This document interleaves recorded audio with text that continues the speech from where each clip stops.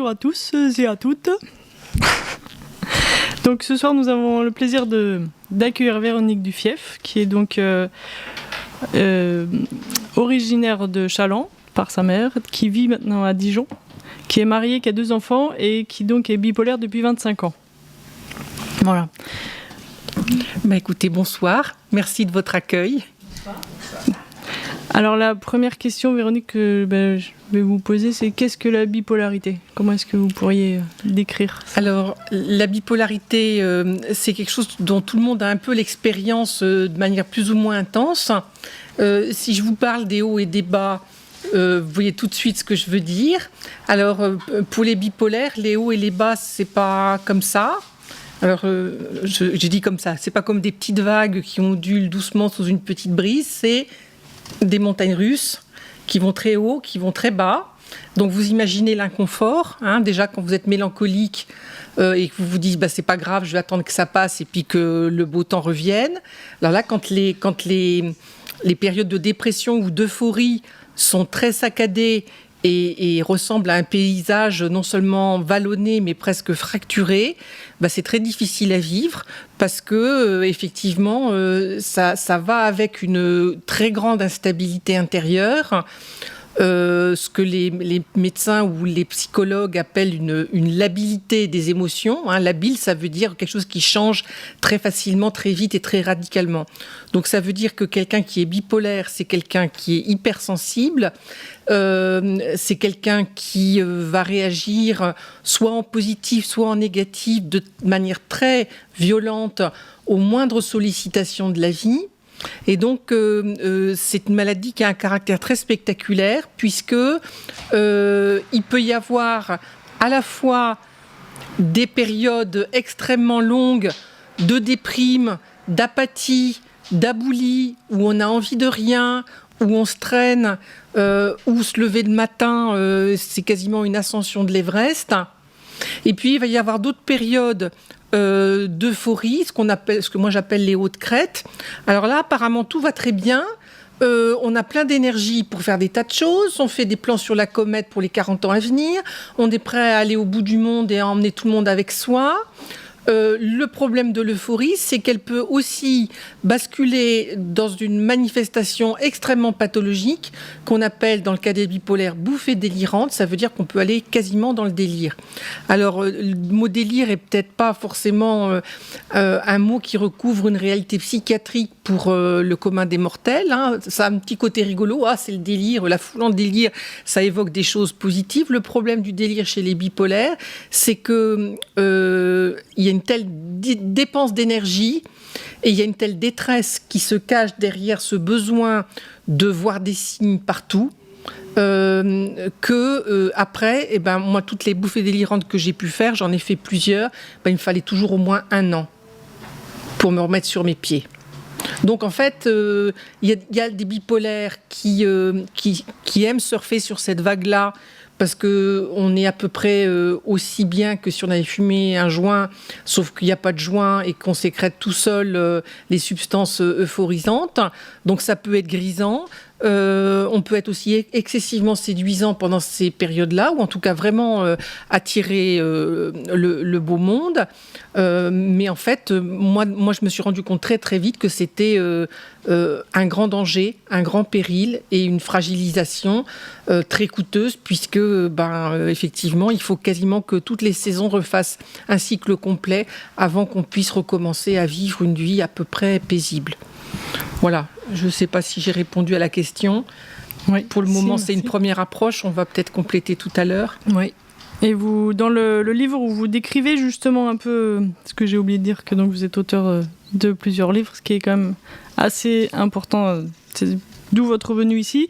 Dans La souffrance des armées, je vais prendre un propre, qu'on voit ici. Voilà. Ici, donc là, vous décrivez votre expérience de la bipolarité, ce que vous avez pu vivre, avec dans une écriture assez jolie, assez poétique. On sent que c'est quelque chose qui vous habite vraiment. Oui. Et vous commencez par une mise en abîme assez forte, avec 3 citations que je vais relire juste, qui sont comme un cheminement. L'heure des ténèbres, l'épouvante, la détresse et l'angoisse l'envahissent. Citation de Job. Soutenez-moi avec des gâteaux de raisin, ranimez-moi avec des pommes car je suis malade d'amour, Cantique des Cantiques. Et la troisième de l'Exode, je suis le Seigneur, celui qui te guérit. Dans ces 3 citations, à la fois c'est assez étonnant. Job, on comprend que vous le choisissiez dans un sens, parce que c'est vraiment l'expérience de la souffrance, etc. Vous continuez avec le Cantique des Cantiques, qui là peut paraître assez étonnant. Et donc vous finissez par l'Exode. Est-ce que ces 3 citations que vous choisissez sont le parcours, un peu le cheminement que vous avez pu faire sur 25 ans ? Alors, c'est effectivement peut-être les 3 composantes de ce mystère qui accompagnent la fragilité psychique, c'est-à-dire à la fois une grande détresse, le sentiment que on descend un petit peu aux enfers, que quand on tombe malade, on sait qu'on n'en a pas pour la vie, mais enfin qu'on en a quand même pour des années très longues. On ne sait pas si on réussira à s'en sortir. Donc c'est vrai que les premières années où la maladie s'est déclarée, j'ai vraiment eu le sentiment que les représentations qui sont faites dans la Bible ou dans différentes œuvres d'art des enfers avaient été conçues par des gens qui avaient traversé des souffrances abyssales, des souffrances sans fond. Hein, il faut voir que les personnes qui sont bipolaires, il y en a peut-être dans votre entourage. L'angoisse, c'est pas 1 heure dans la journée, c'est pas 1 journée dans la semaine, c'est pas 1 semaine dans le mois, c'est pas 1 mois dans l'année. C'est souvent plusieurs années dans la vie et c'est quelquefois effectivement un parcours qui peut occuper quasiment, moi pour ce qui me concerne, la moitié de la vie que j'ai vécue jusqu'à présent. Donc ça veut dire que comme dans le psaume, le matin je me réveille et je me dis à quand le soir, et le soir je m'endors en me disant à quand le matin, parce que c'est aussi invivable le matin que le soir, le milieu de la journée que le milieu de la nuit. Et on ne sait pas pourquoi on est plongé dans un tel enfer, on ne comprend pas ce qui arrive, on a l'impression, comme chez Astérix, mais c'est moins drôle, que le ciel nous est tombé sur la tête, et on est complètement assommé par cette espèce de fracas qui déboussole complètement. Et en même temps, je fais référence au Cantique des Cantiques et donc à cette maladie d'amour dont une chanson a dit que c'était une maladie de la jeunesse. Et effectivement, moi, quand j'avais 15 ans, je rêvais déjà d'être écrivain. Ça a commencé même avant, quand j'étais petite fille. J'ai commencé déjà à écrire des poèmes. Et quand j'avais 15 ans, j'avais ce désir de devenir écrivain. Et pour pouvoir être un écrivain digne de ce nom, je voulais entrer dans l'intelligence de la vie, comprendre qui j'étais, comprendre pourquoi j'étais sur Terre, et je voulais approfondir ce questionnement pour avoir vraiment quelque chose à partager avec les autres. Et rétrospectivement, j'ai le sentiment que cette maladie, cette bipolarité, elle m'est pas arrivée comme un événement extérieur, objectif, qui me serait tombé dessus comme un cancer ou comme une autre maladie, mais que d'une certaine manière, tomber malade, pour moi, ça a été peut-être le plus court chemin pour aller, c'est en tout cas le sentiment que j'ai rétrospectivement, pour aller là où je suis aujourd'hui, c'est-à-dire à une attitude face à la vie qui est devenue non plus une attitude de peur, d'angoisse, de souffrance, de tristesse, de désespoir. J'en profite pour dire entre parenthèses que la bipolarité est une maladie mortelle à cause des suicides. Moi, j'ai fait 2 tentatives, donc voilà, il faut savoir, c'est une maladie qui tue. Hein. Et c'est une maladie qui est prise en charge à 100% par la sécurité sociale, donc qui est considérée comme une invalidité importante. Moi, je connais des bipolaires qui sont en invalidité. Hein, donc ça peut avoir des répercussions vraiment très très graves sur la vie de la personne et sur son entourage. Mais pour reprendre ce que j'étais en train de dire à propos de ce désir d'amour, plus j'ai essayé de comprendre ce qui m'était arrivé, et plus j'ai eu le sentiment que, au départ, il y avait une soif d'amour tellement forte, tellement profonde, tellement violente, que c'est un peu cette soif d'amour aussi qui m'a fait exploser en 1000 morceaux, parce que je ne voyais pas comment aller vers cette expérience radicale que je désirais d'intimité avec le Seigneur, d'intimité avec Dieu. Voilà. Donc il y a dans cette maladie quelque chose qui ressemble à un langage, comme si cette maladie avait pu me dire des choses que j'avais besoin d'apprendre pour comprendre qui je suis, pour comprendre ce que c'est que la vie et pour devenir capable d'entrer véritablement en relation avec autrui, alors que pendant toute une partie de ma vie, entrer en relation avec autrui, c'était quasiment une commotion. C'est-à-dire quelque chose qui était complètement dynamité, parce que quelquefois, c'est une question que je pose à mes étudiants, puisque je suis prof aussi, je leur demande quelle différence faites-vous entre une barre de HLM et un poète. Alors, je n'ai jamais de réponse à ma devinette, et je donne toujours la réponse qui consiste à dire il n'y a aucune différence entre les deux, parce qu'ils ont tous les deux des paraboles sur toute la façade. C'est-à-dire que quand on est bipolaire, on capte tellement de choses en même temps que tant qu'on n'a pas compris comment on fonctionnait, effectivement, la réalité est un tsunami. C'est-à-dire que on se prend tout dans la figure, et on se prend tout dans la figure, pas seulement les choses négatives, mais les choses positives aussi sont une cause de souffrance. Les joies, elles débordent, on pleure, enfin c'est quelque chose de très très expressif et qui manifeste effectivement avec quelle porosité et quel dénuement on se trouve par rapport à la réalité qui nous submerge perpétuellement. Donc il faut apprendre à comprendre comment ça marche. Et rien que ça peut prendre du temps. Moi, j'ai fait une thérapie pendant une dizaine d'années à Paris. Et puis, une fois que je suis arrivée à Dijon, j'ai recommencé à nouveau un travail pendant 3 ans et demi parce que je ne savais pas quoi faire de mon désir d'écrire. Je ne pouvais pas vivre sans. Je ne pouvais pas vivre avec, c'était infernal, c'était comme une injonction ou comme une épée fichée dans les reins à laquelle je ne pouvais pas répondre librement. Et donc, il y a eu tout un cheminement pendant des années de lutte, de bagarre, de soutien aussi de mes proches, de ma famille d'origine, de la famille que j'ai pu fonder et de toutes les personnes qui ont fait corps avec moi pour me soutenir par la prière, par la tendresse. Donc une grande bagarre et puis la découverte que petit à petit, voilà, il y a une présence, il y a la présence de Dieu. Je suis le Seigneur, celui qui te guérit, selon une parole qui est donnée dans l'Exode. Et vous entendez bien que le verbe guérir, il est mis au présent. Il n'est pas mis au passé. C'est pas je suis le Seigneur, celui qui t'a guéri. Description de la guérison qui serait totalement fausse.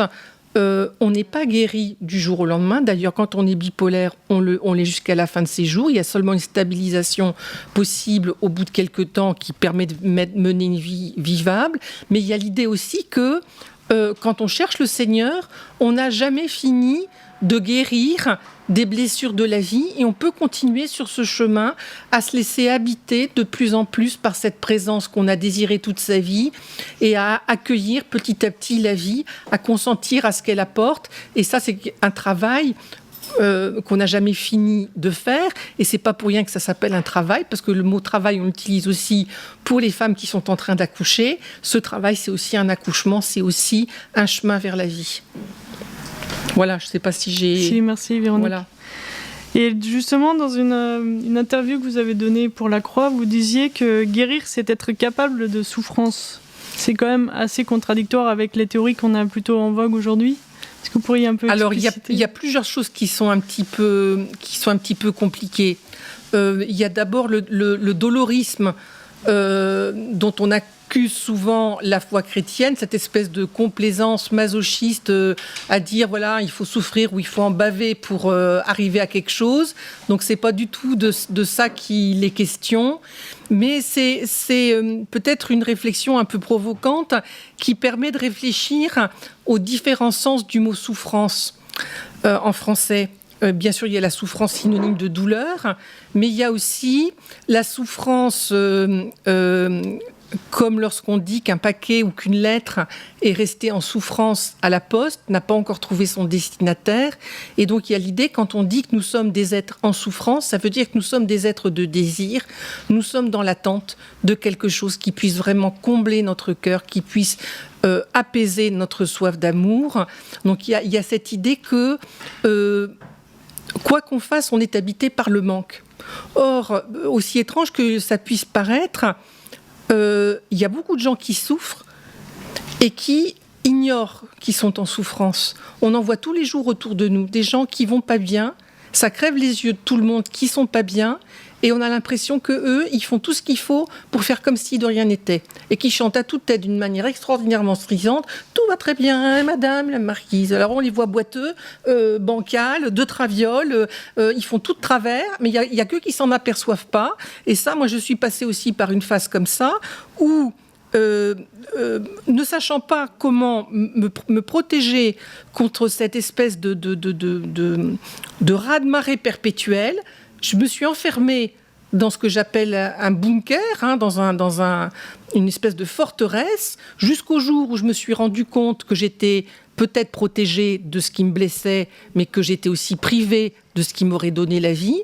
Et à ce moment-là, j'ai fait exploser les choses. Mais on en a tous les jours autour de nous, des gens qui se tuent au travail ou qui utilisent le travail ou le surtravail comme pour se shooter véritablement. Et moi, c'est ce que j'ai fait pendant plusieurs années. Toutes les années où j'ai passé les concours qui m'ont permis de devenir prof et d'enseigner à l'université, vraiment, j'ai utilisé le travail comme une drogue parce que c'était la seule chose qui me permettait de tenir. Le seul problème, c'est qu'on ne peut pas tenir comme ça toute la vie. Voilà. Donc, accepter d'être en souffrance, c'est aussi accepter d'être vulnérable, et c'est accepter que on va pas être Wonder Woman ou Superman à faire des contorsions faramineuses pour prouver à tout le monde que on est sans faille et qu'on résiste à toutes les épreuves de la vie, mais au contraire, on va s'engager sur un chemin où la force qu'on va pouvoir mobiliser pour affronter la vie, cette force, elle procède directement du consentement à la fragilité. C'est-à-dire, effectivement, accepter que je ne suis pas surpuissant, je ne suis pas monsieur propre, nettoyant surpuissant à qui aucune crasse ne résiste, mais je suis, comme l'indiquait il y a quelque temps une publicité pour une campagne de la prévention routière que je trouvais très mignonne, où on voyait une boîte à œufs, avec dedans des petits passagers, donc la boîte à eux qui faisait office de voiture, dedans des petits passagers en forme d'œuf. Il y en avait 6 dans la boîte et qui disaient « Sur la route ou au volant, nous sommes tous fragiles ». Et bien, si vous rayez le début de la phrase, vous avez « Nous sommes tous fragiles ». Et alors, par rapport à la conscience naïve que j'avais quand j'avais 15 ans, où je classais l'humanité en 2 catégories, les hypersensibles et les autres, les crocodiles, les dinosaures, tous ceux qui ont la croûte épaisse. Et finalement, ce que je suis en train de découvrir maintenant, puis je le découvre de plus en plus avec ces livres qui me permettent de rencontrer plein de gens qui s'interrogent sur leur fragilité, qu'effectivement, on est tous fragiles. Et la différence entre ceux qui n'en ont pas l'air et ceux qui acceptent de l'être, c'est qu'il y en a qui se blindent, qui se protègent, qui mettent des armures et qui n'ont pas compris que s'ils mettent une armure, ils vont pas pouvoir monter à cheval tout seuls, ils vont pas pouvoir descendre de cheval tout seuls, et s'ils se cassent la gueule, ils pourront pas se relever tout seuls. Donc avoir une armure, c'est bien, ça protège, mais c'est très coûteux, parce qu'on est totalement dépendant des autres et on a un attirail qui est lourdingue. Et puis aller se doucher avec son armure, c'est pas très commode. Faire l'amour avec une armure, il y en a qui y arrivent, mais c'est pas commode non plus. Donc autant vivre sans armure, parce que voilà. Et donc il reste un dernier sens du mot souffrance pour finir mon petit tour du monde de vocabulaire. Dernier sens du mot souffrance, c'est un mot qu'on trouve avec le verbe souffrir dans un usage un peu désuet que j'aime beaucoup, qui était une formule de politesse comme on n'en entend plus maintenant, quand on voulait demander quelque chose à quelqu'un et qu'on lui disait « souffrez que je vous pose une question ». C'est pas beau ça? Et dans ce sens-là, le mot souffrir a le sens de « consentiriez-vous à ce que je vous pose une question ?» Et pour moi, c'est vraiment le cheminement vers lequel mène la souffrance, c'est-à-dire que petit à petit, ce qui a été une douleur, une violence subie, devient un chemin où petit à petit, et chaque jour, on peut recommencer, et on n'a jamais fini de le faire, mais c'est ça qui est nourrissant, et c'est ça qui donne la saveur, le goût merveilleux de la vie, où on n'a jamais fini de consentir à ce qui nous arrive, et d'accueillir la vie comme elle se présente, et d'épouser la vie comme si c'était la plus merveilleuse des princesses, ou le plus merveilleux des princes charmants. Voilà, ma petite histoire. Et pour arriver à ce consentement, donc ça fait 25 ans que vous êtes bipolaire, donc vous avez quand même fait un petit peu de cheminement. Oui.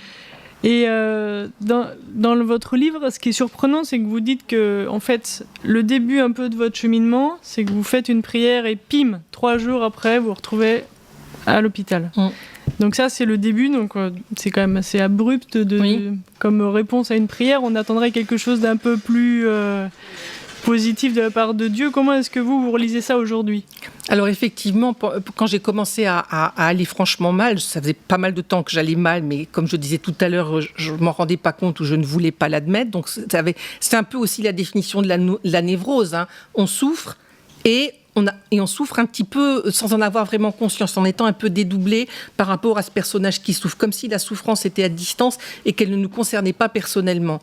Et puis, j'ai commencé à aller vraiment pas bien. J'étais perdue, je cherchais comme une âme en peine. Je frappais à toutes les portes où je suis allée en pèlerinage avec le pèlerinage des étudiants à Chartres. Je suis allée frapper à ATD Carmonde parce que j'étais tellement malheureuse que je pensais qu'il fallait que je me rende utile à quelque chose. Enfin, j'étais absolument désespérée. J'ai fini par aller un soir à un groupe de prière charismatique rue Madame, où il était proposé que ceux qui le souhaitent donnent une intention de prière à haute voix. Et moi, j'ai demandé quelque chose d'aussi simple que ce que je vais vous dire maintenant. J'ai dit « Seigneur, brise mes carcans ». Et effectivement, 2 jours après, j'étais à l'hosto.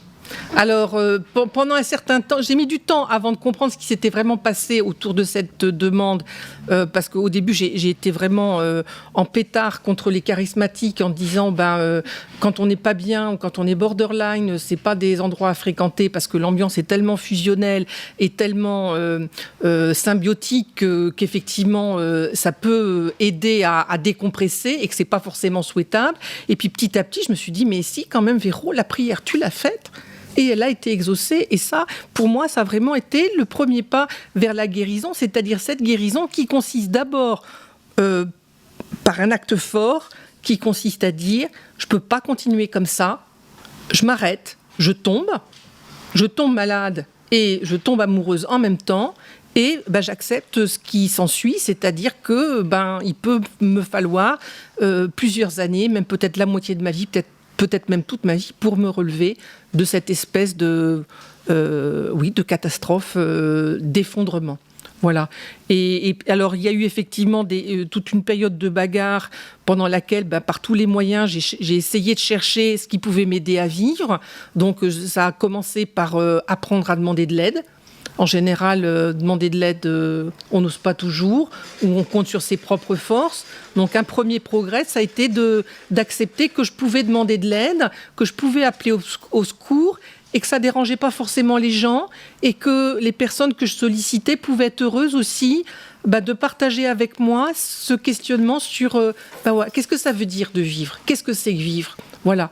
Et puis, il y a eu effectivement une période de révolte, de rébellion, où je me disais, écoute, où je me faisais une idée un peu idiote des gens que j'appelais les gens normaux. Je disais, ils ne se rendent pas compte de leur bonheur, tout baigne, ils ne se posent pas de questions. Et puis, il a fallu du temps avant que j'admette que tout le monde, à un moment ou à un autre, se pose des questions. Et puis petit à petit, effectivement, les choses se sont apaisées. Des concours de circonstances qui fonctionnaient comme des cercles vicieux, petit à petit, sont devenus des cercles vertueux. C'est-à-dire que progressivement, j'ai compris que j'avais pas forcément à lutter contre moi, j'avais pas forcément à me débarrasser de certains aspects de moi qui me plaisaient pas ou qui me fragilisaient, mais que je devais apprendre à faire bon ménage avec moi-même et que je devais ne pas vouloir séparer le bon grain de l'ivraie et que ce qui m'avait perdu allait peut-être me sauver un jour.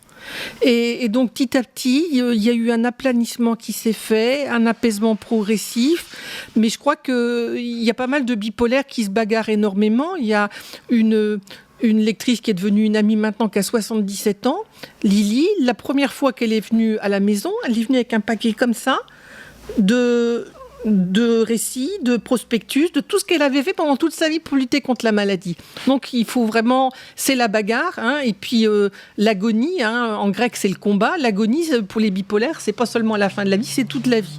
Et puis après, j'ai envie de dire, la vraie bagarre, elle commence justement quand on rend les armes. Je parlais d'armure tout à l'heure. Le jour où on accepte que lutter ne nous appartient plus et que la seule lutte qu'on a désormais à mener, c'est de se rendre disponible pour ce que la vie apporte, c'est de l'accueillir et c'est de consentir à ce qu'on est, c'est-à-dire arrêter d'avoir peur de ce qu'on est. Et ben, à partir de ce moment-là, effectivement, il y a un chemin qui peut commencer où on n'a plus de raison d'avoir peur de rien. Alors, ça ne veut pas dire qu'on est devenu invincible, ça veut dire qu'une confiance profonde peut s'établir dans notre cœur et que petit à petit, ce qui a été à l'origine de tout ce qui était pathologique dans notre vie peut devenir une source de joie. Je prends juste un exemple puisqu'on est en Vendée. Il y a 2 ans, on est venu pour la première fois au Puy du Fou avec mon mari et nos 2 filles. Et je crois que c'est au Puy du Fou que j'ai découvert que je n'étais plus agoraphobe.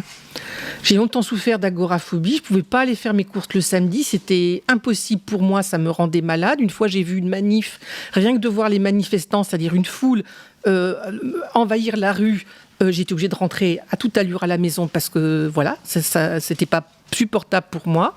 Et au Puy du Fou, déjà à cause de l'accueil qui est réservé par les Puy-Folins, les gens sont paisibles, les gens vont et viennent. Et puis le soir pour la cinécénie, les gens ont fait une hola. Je savais pas ce que c'était. Je suis jamais allée à un match de foot. Et puis j'ai découvert que je pouvais être dans la foule et dans cette vague merveilleuse et que j'étais comme une petite goutte d'eau dans l'océan et que je pouvais être une petite goutte d'eau dans l'océan. J'étais pas perdue, j'étais la petite goutte qui, accumulée avec toutes les autres petites gouttes, faisait cette vague merveilleuse. Et donc, ce qui avait été pendant toute ma vie une source d'angoisse, une source de souffrance, et là, je découvrais la douceur d'être avec les gens, d'être avec tout le monde. Et maintenant, régulièrement, je vais faire les courses le samedi avec ma fille, et je me dis, on se plaint qu'il n'y a plus personne à la messe, mais si on va faire les courses le samedi, on s'aperçoit que les gens, un de leur bonheur dans la vie, c'est d'être ensemble. Alors on peut crier comme on veut. Après la société de consommation, les caddies, Carrefour et compagnie, moi je suis désolée, maintenant que je peux aller faire les courses le samedi avec tout le monde, je découvre qu'il y a quelque chose de ce qu'on cherche aussi quand on va à la messe. Quand tout le monde fait ses courses en même temps le samedi. Vous n'avez pas remarqué, au supermarché aussi, c'est pareil. Tous les petits vieux, ils vont faire leurs courses le samedi parce que le samedi, il y a du monde et que le reste de la semaine, ils sont tout seuls. Donc, tant qu'à faire, autant être avec tout le monde quand on fait les courses. Voilà, c'est un exemple de la manière dont les choses peuvent bouger. Alors, j'en profite juste pour dire juste une petite chose aussi à propos de la bipolarité. C'est une maladie terrible, je la souhaite à personne. Mais elle a quand même un avantage, c'est que comme tout est grossi, comme tout est spectaculaire, il y a tout un tas de choses qu'on peut observer de manière très éloquente.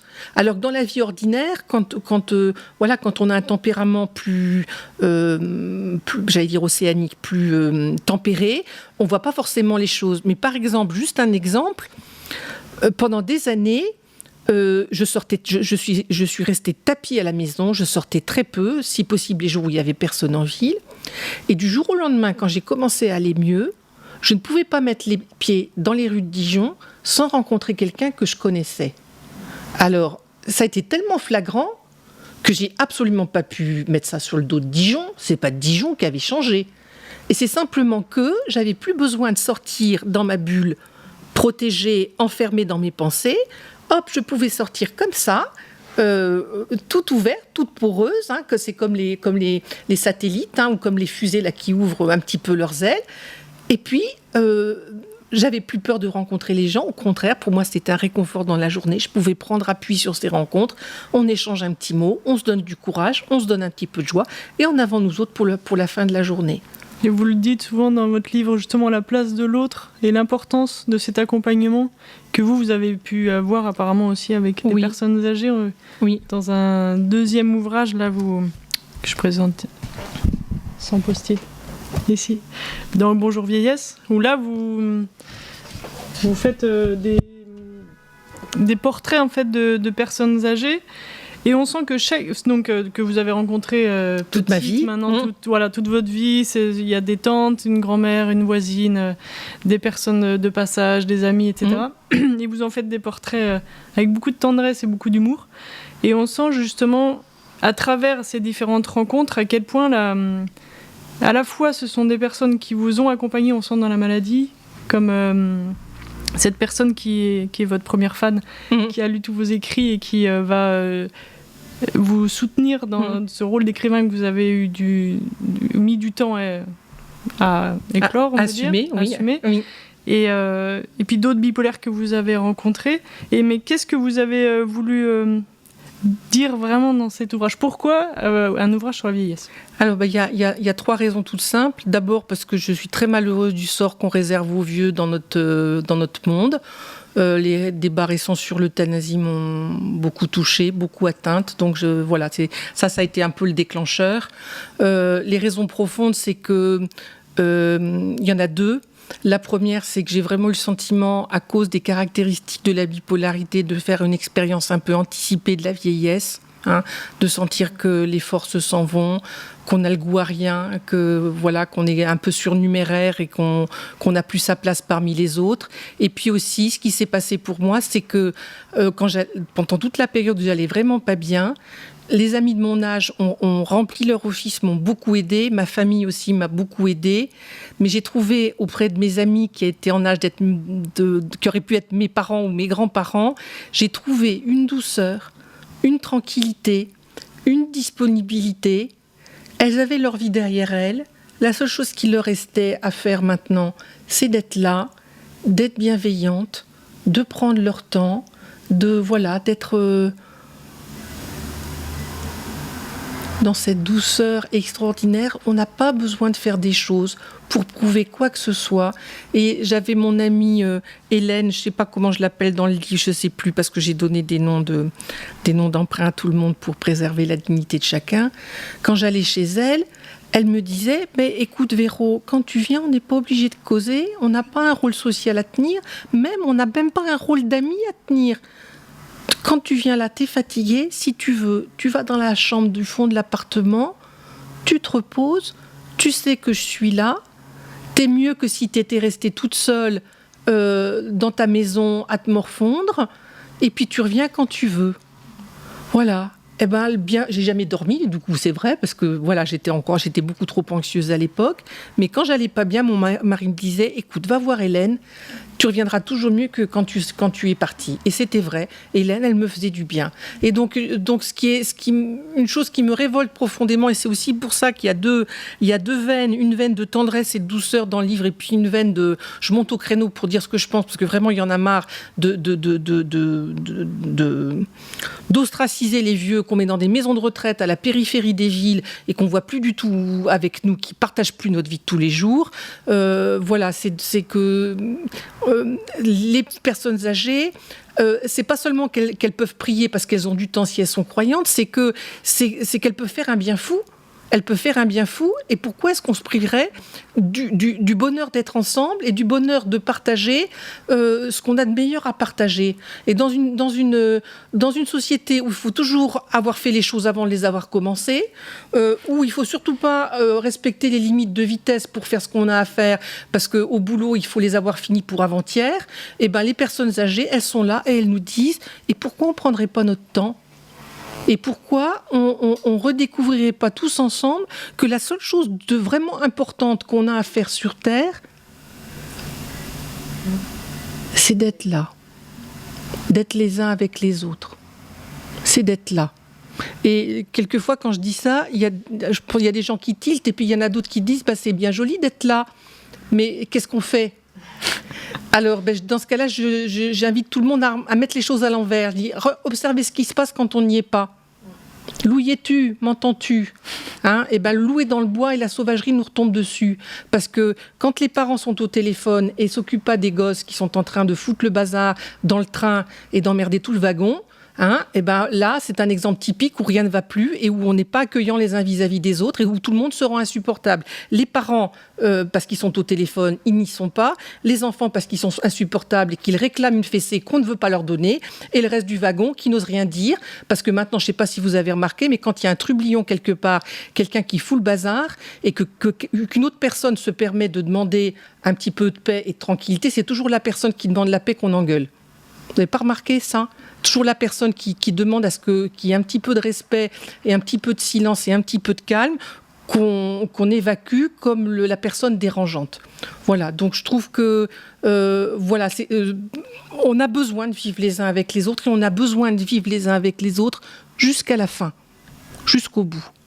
Ouais, on sent que vous faites une ode aux personnes âgées. Je voulais dire juste quelques passages là qui donnent un peu le ton et l'esprit du livre. Je parle plutôt de l'avenir que tant de gens ne parviennent pas à se donner, celui d'une vieillesse en paix avec elle-même, en paix avec la vie, en paix avec le destin. Je trouve ça assez joli, cette notion. On sent vraiment qu'elle vous tient à cœur, de justement être là, la personne qui est en paix, qui est elle-même et qui finalement n'a plus que sa vie à vivre, entre guillemets, quoi. Oui, c'est ça. Il y a un autre passage, donc là c'est deux personnes différentes. Donc là c'était par rapport à une personne que vous appelez Raymond. Et là, c'est par rapport à Léo Caddy, dont vous faites un très joli portrait de personnes âgées. Elle était totalement là pour moi, et cette disponibilité accueillante, aimante, d'une vieillesse consentie, mettait un vulnéraire infiniment apaisant. Voilà. Et donc, on retrouve cette question de la paix, mais aussi du coup de cet accueil que vous avez pu trouver auprès de toute cette personne. Cette hospitalité, oui. Oui. Voilà.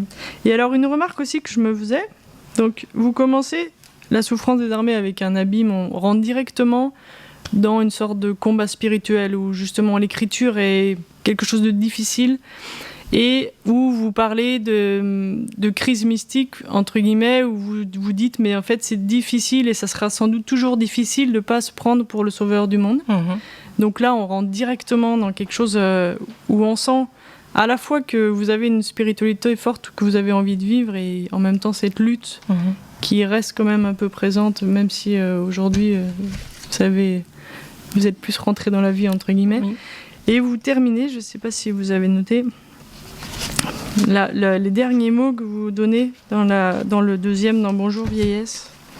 On est dans une sorte de prière. Ce sont des vœux que vous donnez. Me laisser peu à peu tellement habiter par le Dieu auquel je crois qu'il soit encore en moi, comme je n'y serai plus. Si je dois un jour ne plus y être et ne plus reconnaître ceux mêmes que j'ai le plus aimés, c'est mon vœu le plus cher désormais, j'y emploie toute ma vie. Oui, il y a un développement. C'est l'idée que il y avait aussi cette arrière-pensée dans la composition de ce livre Bonjour vieillesse que normalement, si Dieu nous prête vie, on sera tous vieux un jour. Et donc, le meilleur moyen de se préparer à être vieux un jour, c'est pas de bosser comme des malades en se disant à la retraite je me rattraperai, mais c'est de commencer dès maintenant le chemin qu'on sera de toute façon obligé de faire quand on sera vieux. Et donc, il y a l'idée de se préparer à bien vieillir, de se préparer à bien mourir. Et puis, il y a effectivement cette hantise là avec ce mot d'Alzheimer qui est à la bouche de tout le monde dès qu'on a un trou de mémoire et on en plaisante immédiatement. Avec cette peur terrible aussi de perdre la tête. Je crois que c'est ce qui fait le plus peur dans la vieillesse les 3/4 du temps. Et moi, comme j'ai une petite expérience de la folie, dont je ne fais pas d'ailleurs un palmarès d'anciens combattants, mais disons que l'amour de la vie a fini par tellement faire sa place dans mon cœur que si un jour je dois être dans cet état d'être là sans plus y être, je voudrais bien que ce que je suis vraiment soit encore là. C'est ça un petit peu mon horizon dans la vie, c'est-à-dire que même si j'ai perdu la tête entre guillemets, je voudrais être devenue d'ici là suffisamment gentille pour que la gentillesse elle soit encore au rendez-vous. Et je trouve que si on doit se fixer des objectifs dans la vie, ça c'est vraiment pour moi un horizon pour lequel j'ai envie de me préparer, parce que je me dis que c'est pas si grave. Si on est encore ensemble à ce moment-là, si on arrive à être ensemble et donc à surmonter aussi la peur de cette étrangeté qui peut nous envahir avec cette maladie qui est très déconcertante, qu'on peut aller tout doucement, qu'on peut se laisser conduire et que rien de ce qui nous arrive ne peut nous être néfaste, pourvu qu'on ait confiance et pourvu qu'on se laisse vraiment conduire comme un petit enfant. Merci Véronique. Je ne sais pas si vous avez des questions ou pas. Non ? Alors peut-être pour finir, juste par rapport à votre parcours et justement par rapport à vos questions un peu, à la lecture de votre livre La souffrance des armées, là ce combat, cette difficulté que vous avez pu vivre justement entre la frontière spirituelle et psychique, est assez ténue, et je me demandais comment est-ce que vous faites la part en vous des choses. Oui, alors ça c'est quelque chose d'assez subtil et en même temps très très profond. C'est-à-dire que moi je le vois de plus en plus aussi en partageant avec d'autres bipolaires que j'ai l'occasion de rencontrer maintenant. Chez beaucoup de bipolaires, il y a une dimension mystique et il y a une dimension que moi j'ai qualifiée de mystico-dingo. C'est-à-dire que et c'est une dimension qui est reconnue par les médecins qui entrent dans leur diagnostic, puisqu'ils peuvent parler quelquefois de théopathie, c'est-à-dire de maladie de Dieu. On est malade dans la relation à Dieu, une théopathie. Et le psychiatre qui s'occupe de moi, qui est un merveilleux médecin, m'a dit une fois, mais tous les ans à Noël, j'ai plusieurs Jésus qui arrivent à la clinique. Et donc en fait, cette espèce de folie de se prendre pour Jésus sauveur du monde, pendant longtemps j'ai cru que c'était mon histoire perso. Pas du tout. On est très très nombreux à se prendre pour Jésus. Et même je commence à découvrir que c'est pas seulement les bipolaires qui se prennent pour Jésus, mais c'est un vaste club. On pourrait presque l'officialiser en lui donnant un nom officiel, la ligue de tous ceux qui auraient aimé être Jésus, ou de tous ceux qui voudraient être Jésus et qui savent pas comment s'y prendre pour l'être vraiment. Et donc effectivement, il y a quelque chose de très troublant, parce que entre le moment où je me prends pour Jésus et où je suis désespérée, où je suis en détresse parce que je sens que j'y arriverai jamais tout seul, et le moment où je découvre que Jésus, c'est nous. Et c'est juste un problème de pronom personnel. Jésus, c'est pas moi. Jésus, c'est nous. Et si j'entre en relation avec les autres, et si chaque personne que je rencontre dans ma vie de tous les jours, aujourd'hui, maintenant, si en la rencontrant, je pose sur son visage le nom de Jésus, et si je me dis, c'est Jésus qui vient à ma rencontre, même le collègue, j'en ai un en tête, qui me vient toujours en tête chaque fois que j'en parle, je me dis vraiment, c'est pas possible que Jésus soit dans son cœur, celui-là, il est vraiment trop insupportable. Si, Jésus est dans son cœur, et c'est simplement moi qui sais pas le voir. Et simplement ça, si entre le balayeur qui est en train de ramasser ce que d'infâme laisse sur le trottoir sans penser qu'il y a quelqu'un qui va les ramasser derrière, si je lui dis bonjour en passant, c'est Jésus. La caissière au supermarché, c'est Jésus. Le gars qui me bouscule dans le tram, c'est Jésus. Ça peut paraître idiot, mais c'est un petit peu aussi c'est une des variantes de la prière de Jésus que font les orthodoxes, c'est-à-dire cette prière du cœur, cette prière incessante de passer sa vie à prononcer le nom de Jésus. L'associer ce nom de Jésus au visage de chacune des personnes qu'on croise dans sa journée, ça nous permet d'être Jésus ensemble. Nous sommes le corps du Christ. Chacun de nous est un membre de ce corps. Chacun de nous. Puis j'ai oublié la suite, mais c'est pas grave. Enfin, on a vraiment cet appel d'être Jésus tous ensemble. Et donc, je crois que la folie, c'est de penser qu'à soi tout seul, on va réussir à être Jésus. Ça, c'est pas possible. Ça rend fou, ça rend vraiment malade, et c'est pas la peine d'essayer. C'est trop destructeur. Par contre, on peut essayer tous ensemble et à nous tous d'être Jésus. Voilà. Et donc c'est peut-être cette différence que je ferais, juste une différence de pronom personnel. Merci Véronique. Voilà. Merci beaucoup d'être... Oui, merci. Merci beaucoup. Merci d'être venu à la librairie. Merci de votre accueil. Eh bien, c'était avec grand plaisir qu'on vous a reçu. Voilà, donc en fait, j'ai pas du tout présenté les livres au départ. J'ai oublié, donc je vais le faire maintenant. Mais donc vous avez écrit notamment 2 livres. Alors ça, ce sont les 2 derniers qui sont sortis. Oui. Donc La souffrance désarmée qui a reçu le prix de spiritualité l'année dernière. Bonjour vieillesse qui est sorti là cette année. Et donc un livre aussi sur les femmes de la Bible. Oui. Et un autre petit livre de prière. Voilà. Que dire encore ? Voilà, ça sera retransmis sur RCF lundi 18h40. Voilà, et donc pour nous, on était très heureux de pouvoir parler de vous avec ça, de pouvoir un peu aussi parler de la bipolarité qui n'est pas une maladie évidente. Oui, c'est pas une maladie connue. évidente. Oui, mais enfin, moi je vois là depuis 2 ou 3 ans, c'est en train de remonter à la surface. Il y a eu des numéros de revues spéciaux. Ouais. Oui, on en parle quand même beaucoup. Il y a aussi le gros avantage de ce nouveau terme qu'on emploie maintenant et qui n'était pas employé avant. Avant, dans les cas les plus graves, on parlait de psychose maniaco-dépressive. Qu'est-ce que tu fais dans la vie ? Je suis maniaco-dépressif. T'as vachement envie de dire ça.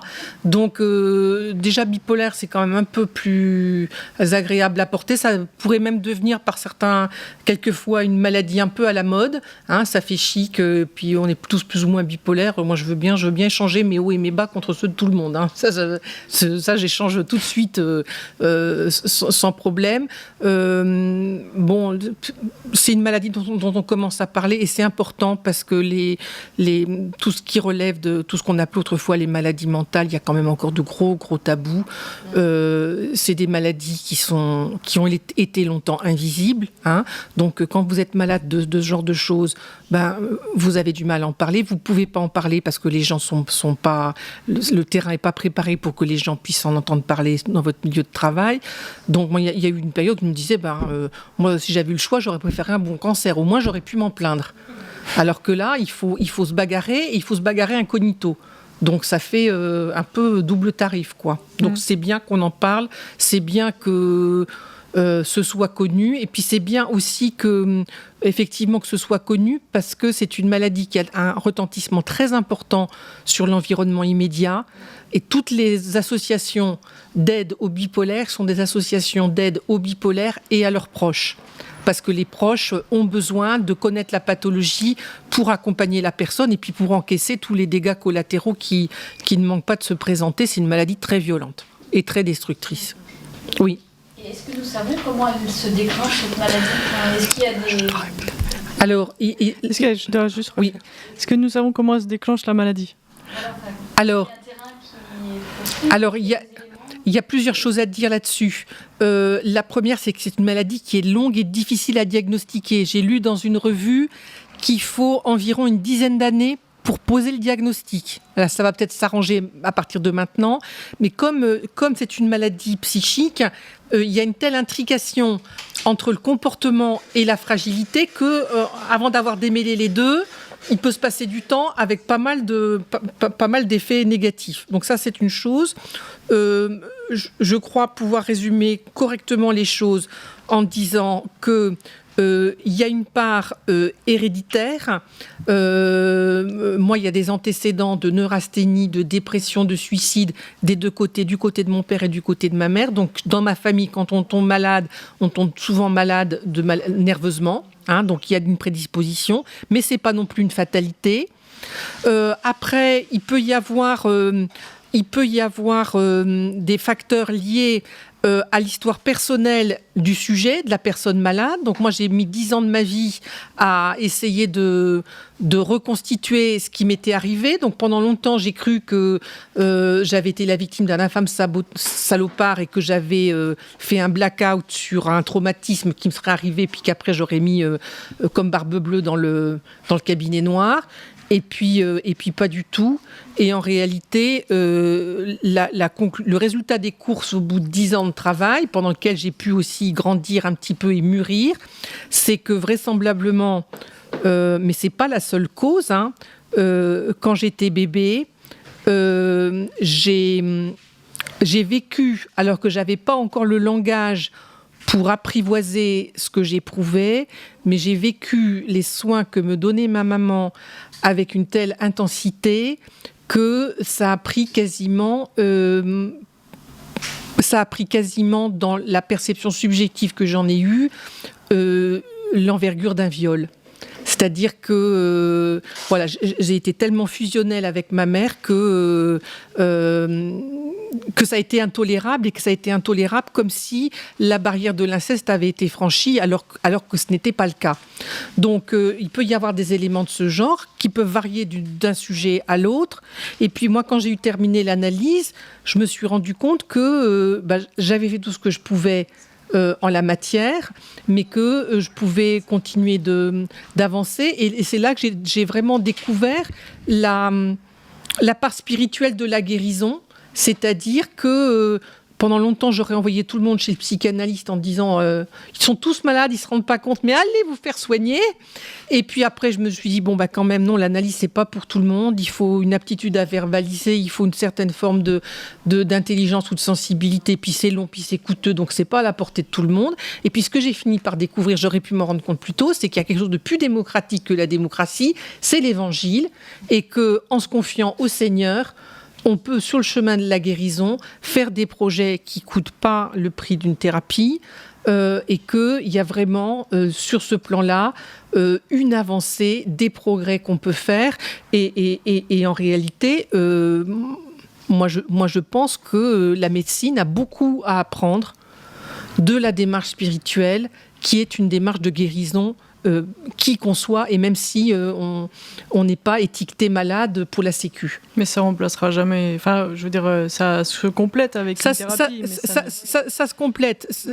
Quelquefois, ça ne suffit pas, mais quelquefois, dans l'expérience que j'en ai eue, moi, ça m'a permis d'aller plus loin, d'aller au-delà, et de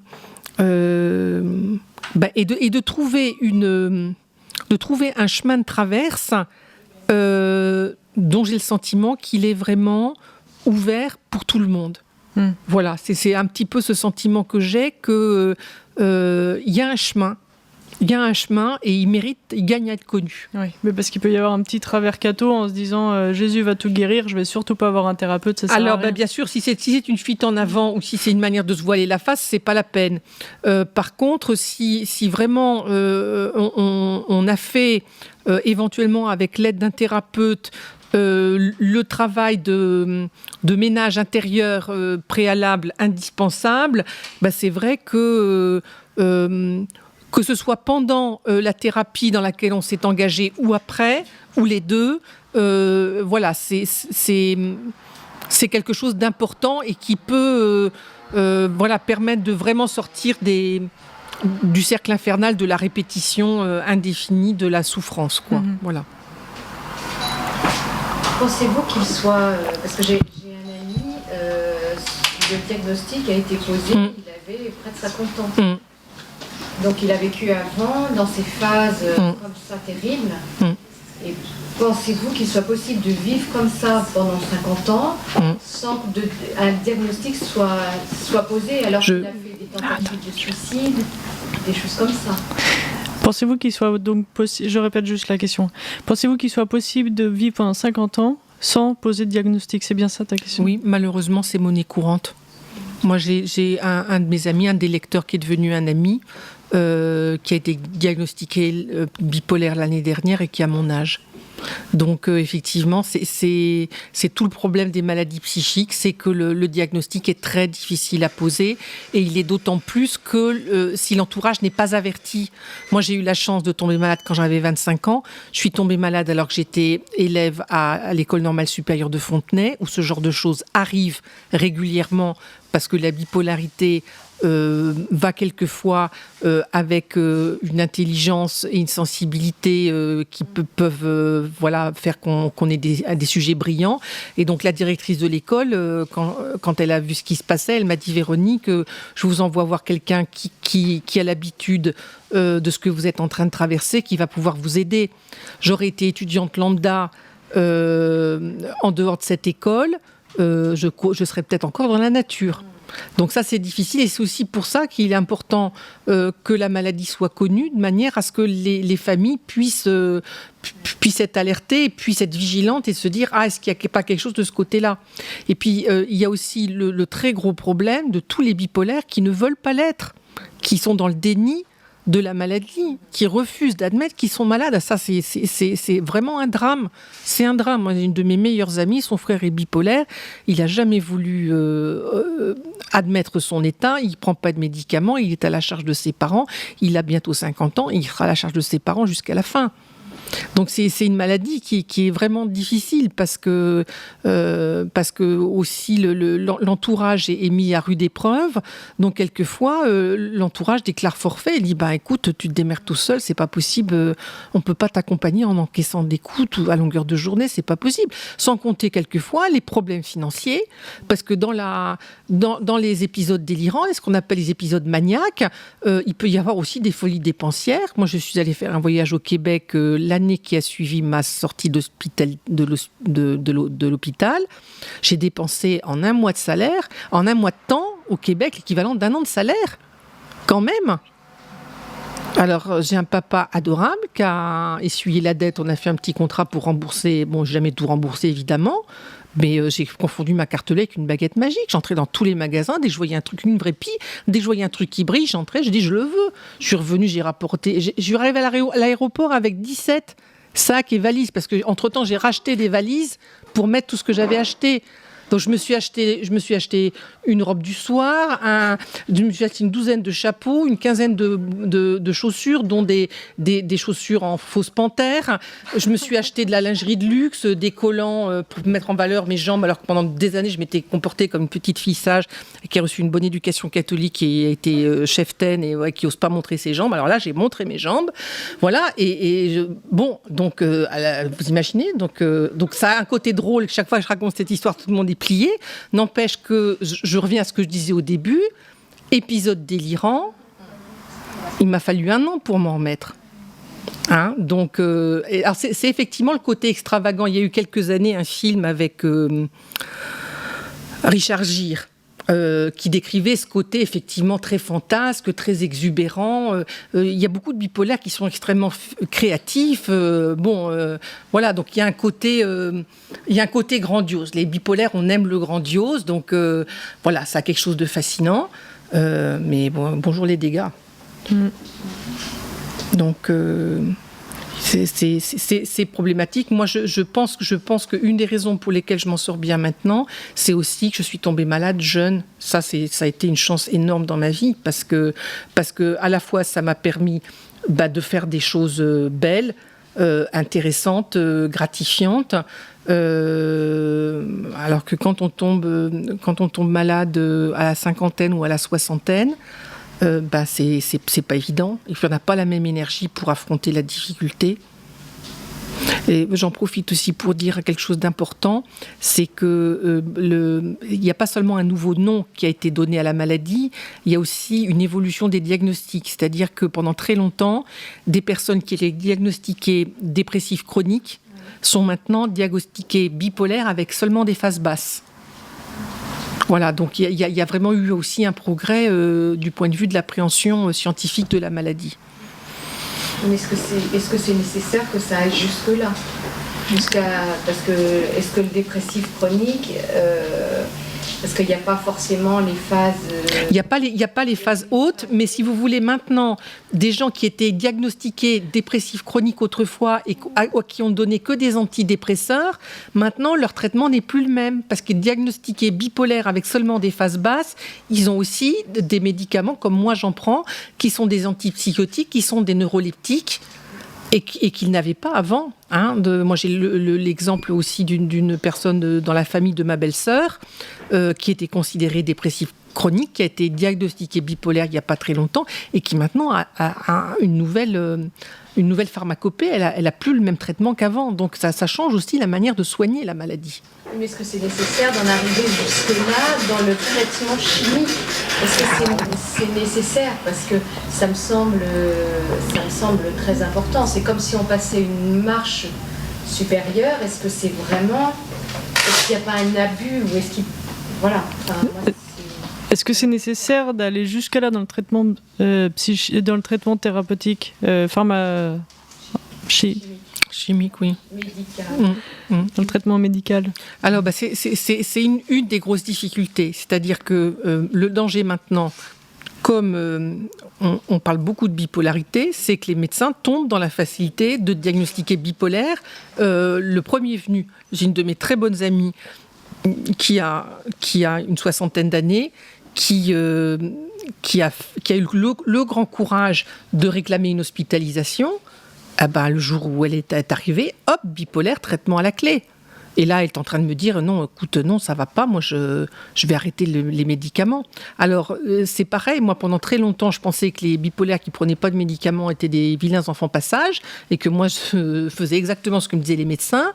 Ben, je suis obligée je suis obligée, puis je le fais volontiers, je reconnais maintenant de plus en plus, parce que j'en croise, il y a beaucoup de bipolaires qui vivent très bien sans médicaments.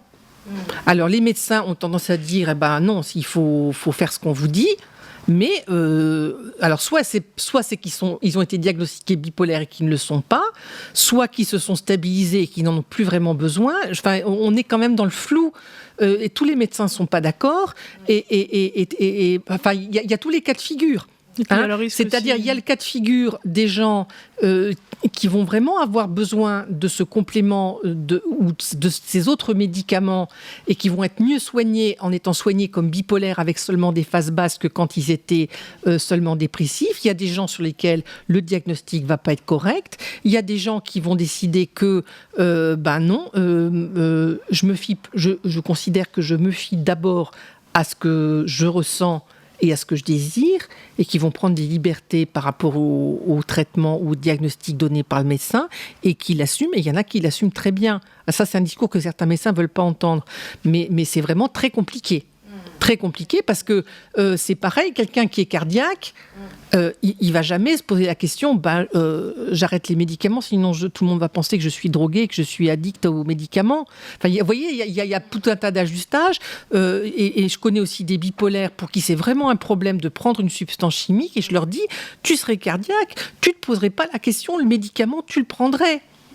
Donc, il y a toute la difficulté des maladies psychiques où on n'a pas la même perception de ce qu'il faut faire ou pas du point de vue sur le plan de la chimie. Hein, et ça a quelque chose aussi très perturbant quand on est malade. Moi, j'ai fait un baby blues absolument catastrophique après la naissance de ma fille Laure. J'ai été hospitalisée à Sainte-Anne pendant 2 mois. Et j'ai fait une expérience qui a été très troublante pour moi et qui m'a même pendant un certain temps fâchée avec le bon Dieu. J'ai vu, en l'espace de 15 jours, les effets de l'antidépresseur sur le cours de mes pensées et sur le contenu de mes pensées. C'est-à-dire que j'avais passé plusieurs semaines à broyer du noir, à tout voir à la catastrophe, à être le désastre total, quoi. Vraiment, je broyais du noir. Et en l'espace de 15 jours, j'ai vu l'effet d'une substance chimique sur ce que je croyais être la partie la plus intime de ce que je suis, mes pensées. Donc, c'est pas seulement que je ne ruminais plus, mais non seulement je ne ruminais plus, donc non seulement le cours de mes pensées avait été changé, mais le contenu de mes pensées avait été changé. Alors, j'allais mieux. Donc c'était bien, je voyais plus les choses en noir et j'étais capable d'appréhender la vie de manière à peu près équilibrée et normale.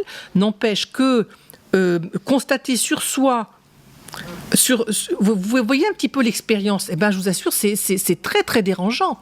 Très dérangeant. Et je pense que dans les bipolaires, il y en a qui ne veulent pas faire cette expérience-là et on peut leur donner raison parce que on peut avoir le sentiment que c'est une intrusion dans l'intériorité, dans le fort intérieur, qui est aliénante, même si on en retire un bénéfice sur le plan de la santé et de l'état moral, on peut très bien dire non, moi je veux pas accepter ça. C'est difficile, c'est compliqué. Mmh. Oui. Est-ce que vous avez d'autres questions ? Une question question, mais juste de dire que c'est intéressant en fait parce que la bipolarité c'est un gros tabou quoi. Hein, les gens n'en parlent pas, ne peuvent pas dire qu'ils sont malades. Et là vous l'affichez quoi, et ça c'est formidable. Et merci pour ça. Merci d'être là aussi pour que je puisse le partager avec vous. Mais vous voyez, c'est aussi tout bête. Moi, pendant des années, j'ai eu honte aussi. Donc, à la fac, si on me demandait des comptes, je disais que j'étais dépressive. Ça, c'est l'étiquette pratique. Voilà, la dépression, tout le monde sait à peu près ce que c'est. Comme il y a beaucoup de gens qui sont dépressifs, c'est une maladie normale. Et en fait, maintenant, je dis que je suis bipolaire depuis que j'ai accepté que j'étais malade. Donc, depuis 3 ans, depuis que je vais mieux. Et maintenant, quand je rencontre quelqu'un, il sait dans le quart d'heure que je suis bipolaire. C'est même pas que je l'affiche, c'est moi. Ça fait partie de moi. J'ai les yeux noisettes, j'ai les cheveux châtains et je suis bipolaire. Et est-ce que les gens ont changé de regard par rapport justement à ce que... Alors, je ne sais pas si vous avez vu... Est-ce que les gens ont changé de regard par rapport à vous ? Je ne sais pas si vous avez vu, il y a quelques années, il y a eu un film, je ne sais pas, c'est pas La fiancée du capitaine, c'est un nom comme ça, c'était une histoire pendant la guerre, un homme qui avait été complètement défiguré. Et le médecin ou une infirmière lui avait dit... Le jour où tu auras accepté ton visage défiguré, les autres l'accepteront aussi. Et c'est exactement ça. Et personne ne s'est jamais moqué de moi. Et les amis que vous aviez avant, par exemple, n'ont pas changé de regard par rapport à vous ? Ah ben, oui, pardon. Et les amis que vous avez avant n'ont pas changé de regard par rapport à vous ? Les amis, en fait, avant de tomber malade, j'avais pas d'amis. Mes amis sont devenus mes amis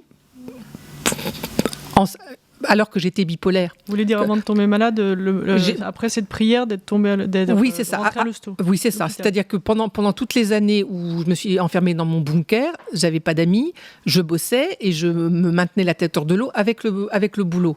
Jusqu'à 25 ans. Jusqu'à 25 ans. Et quand j'ai été hospitalisée, j'avais 2 camarades à l'école qui sont venus me rendre une visite parce que voilà, j'étais malade et donc elles ont vu qu'il y avait personne d'autre et elles sont devenues mes amies comme ça.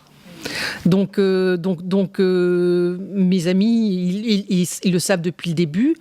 Et mon amie Colette, qui s'appelle Lucienne dans le livre, c'est ma gentille petite fan de toujours, qui a lu tout ce que j'ai écrit. Colette est devenue mon amie parce qu'effectivement, quand je suis tombée malade, les amis qu'on avait alors n'ont pas réagi. Et Colette est venue vers moi avec ses 80 ans et m'a dit « Véro, qu'est-ce qui se passe ? Qu'est-ce qui t'est arrivé ? Qu'est-ce qui ne va pas ?» Et voilà, et Colette est devenue mon amie en venant vers moi et en rompant le silence dont tout le monde avait entouré ce qui m'arrivait parce que les gens ne savent pas, parce que les gens ont peur, parce que les gens... Voilà, c'est pas facile aussi de voir quelqu'un qui a le visage vitreux à cause de l'aldol, qui a le corps tout raide à cause du neuroleptique, qui voit bien que ça tourne pas rond. Enfin, c'est pas facile d'aller vers quelqu'un en souffrance. Et les enfants ? Alors les enfants, ça c'est une question aussi, parce que avant d'avoir des enfants, j'avais un psychiatre que je ne pouvais plus voir en peinture, donc à un moment donné je suis allée voir un autre psychiatre, qui sur le moment a eu l'air plus sympa, plus cool, mais qui m'a dit... écoutez, on vous laissera, il a dit ça comme ça, hein, on vous laissera peut-être avoir un enfant, mais il faudra vous estimer heureuse. Alors, il y avait quand même un problème aussi un peu difficile à ce moment-là, c'est qu'il y a certains médicaments pour soigner la bipolarité qui sont tératogènes quand la patiente est enceinte. Donc, ça veut dire qu'il faut interrompre le médicament avant de tomber enceinte pour être sûr qu'il n'y ait pas de problème avec le bébé. De malformation. De malformation. Donc, le médecin m'avait dit... Si on interrompt une fois, ça sera bien, mais 2 fois, ça sera sans doute pas possible. Donc moi, quand le psychiatre s'est permis une telle ingérence dans ma vie privée, j'ai dit, écoute mon coco, tu peux penser ce que tu veux, mais je ne refoutrai pas les pieds chez toi. C'est quand même pas toi qui vas décider le nombre d'enfants que j'aurai. Alors, j'ai été un peu étonnée il n'y a pas très longtemps, parce qu'il y a eu une personne aussi qui était là pour une conférence, et qui m'a dit, mais c'est incroyable que vous ayez pu avoir des enfants, ou que vous ayez pu vous marier, ou que vous ayez pu avoir votre boulot avec cette maladie. Ben oui, Voilà. Alors, c'est vrai que c'était pas forcément très facile parce que je savais qu'il y avait une part héréditaire et que je pouvais léguer ce fardeau absolument terrible à mes enfants. Mais c'est la vie qui est plus forte et puis l'amour aussi. Donc, on a fait le pari avec mon mari. On en aurait bien eu 3 si ça avait été possible, mais après la naissance de Laure, ça a été vraiment trop dur. Et puis, j'avais passé l'âge, parce que j'ai eu mes filles à 35 et 37 ans. Alors, nos petites louloutes, elles ont grandi avec une maman qui est malade. Donc, pour elles, ça fait partie du décor. Notre fille aînée est très sensible, très réactive. Donc, il y a des fois, j'ai un peu la trouille. Je me dis, c'est pas possible, elle va pas... Voilà. Et puis, ça a été une inquiétude pour moi. Et maintenant, ça ne l'est plus. Et puis, il n'y a pas très longtemps, j'ai demandé à Claire et s'il s'avérait un jour que tu étais bipolaire. Et elle m'a répondu, maman, je serais bipolaire. Et vous, qu'est-ce que vous lui avez dit ? Elle m'a dit, je lui ai juste posé la question et elle m'a dit, mais maman, dans ce cas-là, je serais bipolaire. Et je lui ai dit après, écoute, à la limite, si tu l'étais, tu aurais au moins la chance que la maladie est bien connue dans la famille. Et tu sais, avec les antécédents de ta mère, que même si le chemin est caillouteux et éprouvant pendant des années, il y a une issue. Et ça ne veut pas dire non plus que pendant les années de bagarre, on n'a pas vécu. Parce que moi, j'ai aimé me bagarrer aussi. J'ai été heureuse de me bagarrer. J'ai été heureuse de ce corps à corps avec la vie, de ce combat avec l'ange. Et je pense que j'ai un côté très énergique, très combatif. J'ai un vieux slogan pour la vodka Smirnoff que j'ai toujours adoré et qui résume assez bien ce que j'ai vécu. Je ne sais pas si vous vous en souvenez, il y a une bonne dizaine d'années d'âge. Ce slogan, c'est à propos de cette vodka, ça gifle, mais qu'est-ce que c'est bon. Voilà. Merci pour ce mot de la fin qui va bien avec les colons du Québec. Et merci beaucoup d'être venu. Merci. Très heureuse de C'était un bon moment avec vous. Merci beaucoup. Et merci à vous aussi, cher public. D'avoir été nombreux là. Oh yeah. Allez. Et donc tout ça, c'était à la librairie Siloé. Il faut le dire. Il faut le dire, hein.